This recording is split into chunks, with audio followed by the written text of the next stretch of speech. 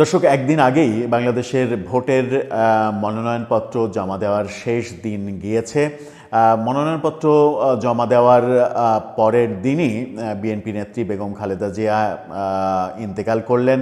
আজকে তার জানাজা, দাফন সব কিছুই হয়ে গেল। এরকম একটা মুহূর্তে আমরা যদি একটু নির্বাচনের মনোনয়নের দিকে ফিরে যাই, তাহলে বাংলাদেশের গণমাধ্যম আজকের পত্রিকা একটা অন্যরকম খবর সামনে এনেছে।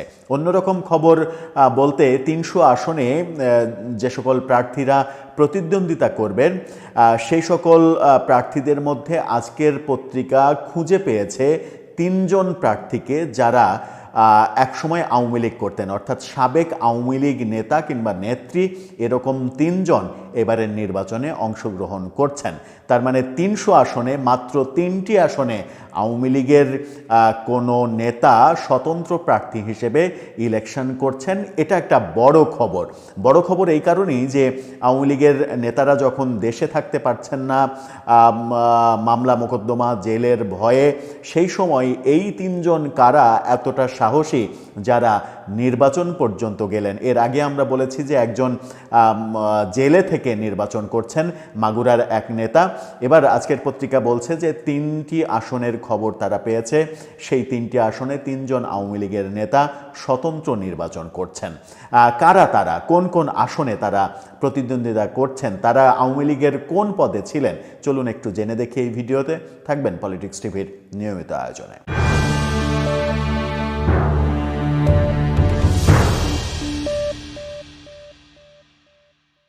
দর্শক, বলছিলাম এবারের নির্বাচনে ৩০০ আসনের ২৯৭টি বাদ দিয়ে মাত্র 3টি আসনে আওয়ামী লীগের 3 জন নেতা নেত্রী, একজন মহিলা সদস্যও রয়েছেন, তারা প্রতিদ্বন্দ্বিতা করছেন স্বতন্ত্র প্রার্থী হিসেবে। প্রতিদ্বন্দ্বিতা করছেন মানে মনোনয়নপত্র জমা দিয়েছেন। এখন মনোনয়নপত্র বাছাইয়ে যদি টিকে যান তাহলে তারা নির্বাচন করবেন। এই খবরটা বিবিসি বাংলা যেমন নিশ্চিত করছে। বিবিসি বাংলার শিরোনাম দেখুন, পত্রিকাকে উদ্ধৃত করে তারা বলছে আওয়ামী 3 নেতা স্বতন্ত্র প্রার্থী হলেন।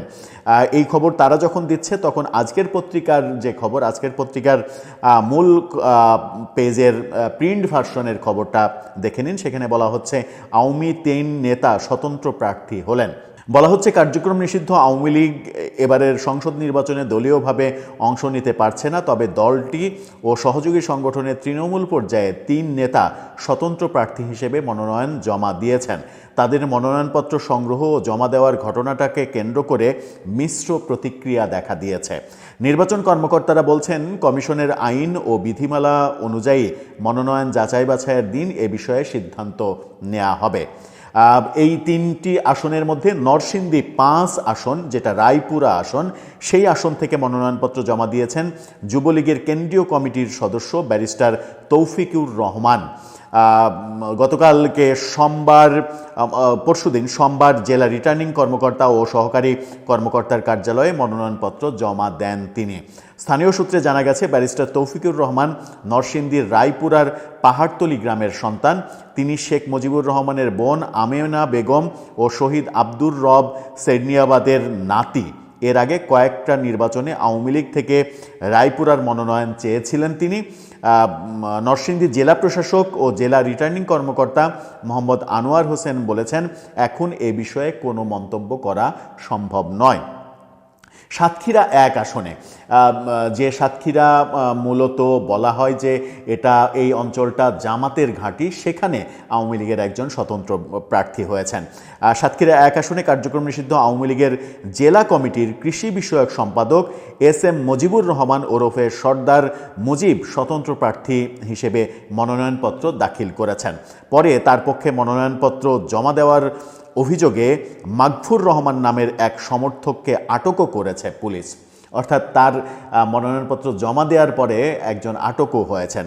এছাড়া রাজশাহী 3 পবা মোহনপুর এই আসনে একজন নারী নেত্রী মনোনয়নপত্র জমা দিয়েছেন। আসনে মনোনয়নপত্র জমা দিয়েছেন মোহনপুর উপজেলা কৃষক লীগের মহিলা বিষয়ক সম্পাদক হাবিবা বেগম। মোহনপুর উপজেলা মহিলা ভাইস চেয়ারম্যানও ছিলেন তিনি। এর আগে ইউনিয়ন পরিষদের সংরক্ষিত মহিলা সদস্য তিনি ছিলেন। এই 3 আসনের কথা যখন বলছে তখন আমরা জানি যে মাগুরাতে একটা আসনে স্বতন্ত্র নির্বাচন করছেন সাবেক যুবলীগের এক নেতা, যিনি জেলখানা থেকে নির্বাচন করছেন। মনোনয়নপত্র সংগ্রহ করে গত 15 তারিখে 15ই ডিসেম্বর মনোনয়নপত্র সংগ্রহ করে বাড়ি ফেরার পথে তিনি গ্রেপ্তার হয়েছিলেন। এরপরে জেলখানা থেকেই তার ভাই অত্যন্ত গোপনীয়তা রক্ষা করে মনোনয়নপত্র সব কিছু রেডি করে মনোনয়নপত্র জমা দিয়েছেন, এই খবরটা আমরা জানি। আজকের পত্রিকার এই 3 জনের সঙ্গে মাগুরার যদি একজনকে যোগ করা হয় তাহলে বলা যায় যে সারা দেশে 4 জন আওয়ামী লীগের সাবেক আওয়ামী লীগের নেতা কিংবা আওয়ামী লীগ পরিচয় আছে এরকম 4 জন এবারের নির্বাচনে স্বতন্ত্র নির্বাচন করছেন, প্রার্থী হয়েছেন। যদি তাদের প্রার্থিতা টিকে যায় তাহলে তারা নির্বাচন করবেন। দর্শক, আপনার কি মনে হয় যে এই যারা নির্বাচনে অংশগ্রহণ করতে গিয়েছেন স্বতন্ত্র হিসেবে তারা কি আদৌ আওয়ামী লীগ করেন, কিংবা এই অংশগ্রহণ করার ফলে তারা যদি আওয়ামী লীগ করে থাকেন তাহলে কি আওয়ামী লীগ তাদেরকে বহিষ্কারের সিদ্ধান্ত নেবে? কারণ আমরা তাদের দলের সিদ্ধান্ত জানি এরকম যে তারা নির্বাচন বয়কট করার সিদ্ধান্ত নিয়েছে, নির্বাচনে তারা কোনোভাবে অংশগ্রহণ করবে না এরকম সিদ্ধান্ত। সেখানে এই নেতারা যখন অংশগ্রহণ করছেন তখন তাদের ব্যাপারে আওয়ামী লীগ কী সিদ্ধান্ত নেবে যদি তারা আওয়ামী লীগের নেতা হয়ে থাকেন? আরেকটা ব্যাপার সেটা হচ্ছে যে আওয়ামী লীগের নেতারা যদি স্বতন্ত্র নির্বাচন করতে চাইতেনই তাহলে মাত্র 3টা-4টা আসনে 3টা-4টা নেতা কেন নির্বাচন করবেন? সারা দেশে এত আসন রয়েছে, সেখানে কেন কেউ প্রার্থী নেই? আরও মজার ব্যাপার সেটা হচ্ছে যে আওয়ামী লীগের ঘাঁটি হিসেবে পরিচিত যে দক্ষিণবঙ্গ, সেই দক্ষিণবঙ্গে কোথাও এই ঘটনা, যদিও মাগুরাতে ঘটেছে, মাগুরাকে আওয়ামী লীগের ঘাঁটি বলা যাবে না, কিন্তু এই যে আমি যদি ধরি যে গোপালগঞ্জ, ফরিদপুর, শরীয়তপুর, মাদারীপুর, বাগেরহাট, এই জায়গা থেকে কিংবা বরিশালের বিভিন্ন জায়গা যেগুলো আওয়ামী লীগের ঘাঁটি, সেখান থেকে কাউকে কিন্তু আমরা স্বতন্ত্র নির্বাচন করতে দেখিনি। আমরা দেখলাম কোথায়, যেখানে সাতক্ষীরা যে জায়গাটাকে আমরা জামাতের ঘাঁটি হিসেবেই জানি, সেখান থেকে নরসিংদী থেকে এবং রাজশাহীটাও কিন্তু আওয়ামী লীগের ঘাঁটি না।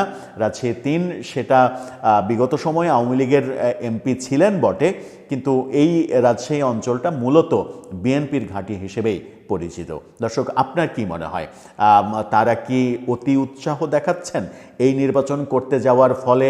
তারা কি গ্রেপ্তার হতে পারেন, নাকি তারা ব্যাকডোরে কোনো ধরনের সমঝোতা করেই নির্বাচনের মাঠে নেমেছেন? আপনার মন্তব্য জানিয়ে লিখতে পারেন আমাদের কমেন্ট বক্সে।